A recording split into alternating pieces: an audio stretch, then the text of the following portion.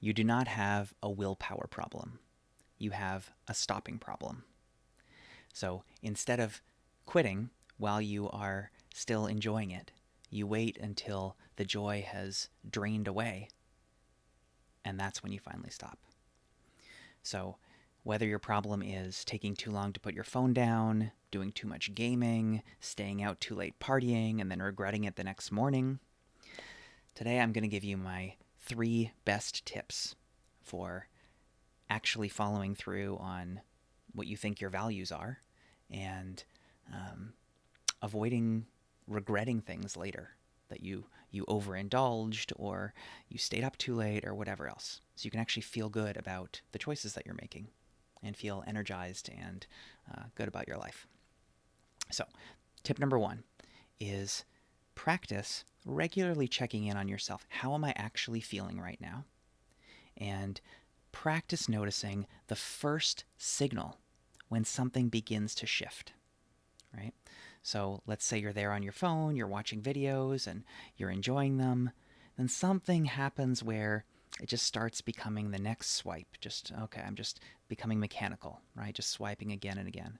Or maybe you're at the party and you're having lots of fun, you're dancing, dancing, and then a song changes and you start to feel, I don't know, I'm not feeling it as much. That's your cue, right? So instead of pushing, instead of continuing on, that's your cue that something has shifted, and trust it. Maybe now's the time to leave, right?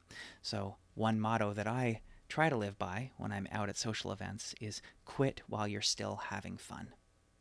And it's counterintuitive, right? It's kind of you're having your peak experience. Oh my God, it's so good. I want it to last forever. I want to keep going, keep going, keep going.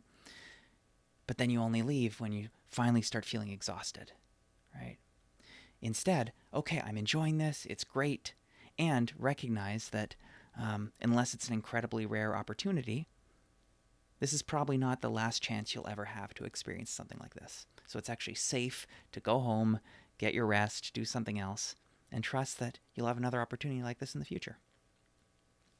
Tip number 2 is get really clear on the rules that you're going to follow in advance and if there are any criteria for exceptions. Right? So, let's say that you have a habit of, hanging out with friends for too long, too late into the night, right? And every time your mind comes up with an excuse for why it's so good, why would you go home, right?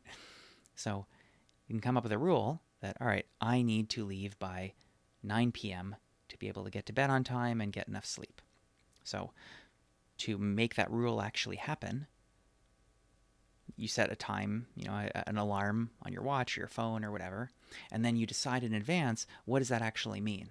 When the alarm goes off, maybe that means immediately stop what you're doing and start packing up. Maybe it means, okay, I have 1 minute now, or I have 5 minutes. But you have to decide in advance what the rule is, right? Not in the moment, because in the moment you're going to come up with all sorts of exceptions. So maybe you decide, okay, as soon as the dinger goes off, I set a timer for 5 minutes, and I spend 5 minutes kind of gathering my stuff, saying my goodbyes, right? And there's no exceptions. You've already made your rule. But maybe you decide in advance to create an exception. Like, let's say if something especially rare happens, like there's some friend that I haven't seen in a long time from out of town, if it truly is a rare opportunity, then maybe I'm allowed an extra half hour or an extra hour, right? But be explicit about what those exceptions are and don't make up exceptions in the moment, okay? And then tip number 3. This is maybe the most important one. It's something that is really kind of against the dominant culture, right? Because we live in a culture of capitalism, of just consume more and more. Always you want more and more, better and better, right? And so this one is savoring. Savoring is a skill that you have to practice. It's kind of like, if you go to a cheap restaurant, they often give you much bigger portions, right? If you go to a really fancy restaurant, they'll give you like just a tiny little spoonful of sorbet for dessert. right? It's not like a whole bowl. It's like one beautiful little spoonful. And you savor it, right? It's expensive, it's fancy.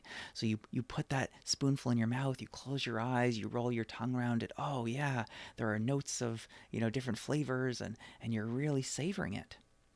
So how can you take that attitude toward other aspects of your life? Like, you're hanging out with friends, or you're playing your game, or whatever it is, and your timer goes off, and oh, 5 minutes left. Okay, how do I savor these 5 minutes? The ancient Stoics would often talk about kind of, imagine that this is the last time you're ever going to do something. When you're smelling this flower, when you're eating this cookie, imagine it's the last cookie you'll ever eat, the last flower you'll ever smell. And that really forces you to take it in. Let me really sit with this smell, really sit with this taste, really make it my whole world. Right? So that can make it more kind of bearable to leave, to stop, because you're really allowing yourself to fully enjoy that precious ephemerality, right? Knowing that it's about to change.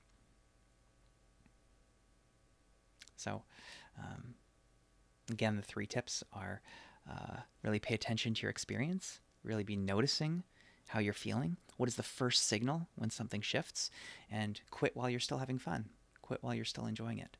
Number 2 is make sure you're clear on what your rules are, what your system is, and if there are any exceptions. And then number 3 is really practice savoring. Hope this helps. I'd love to hear from you in the comments, and I wish you a nourishing day.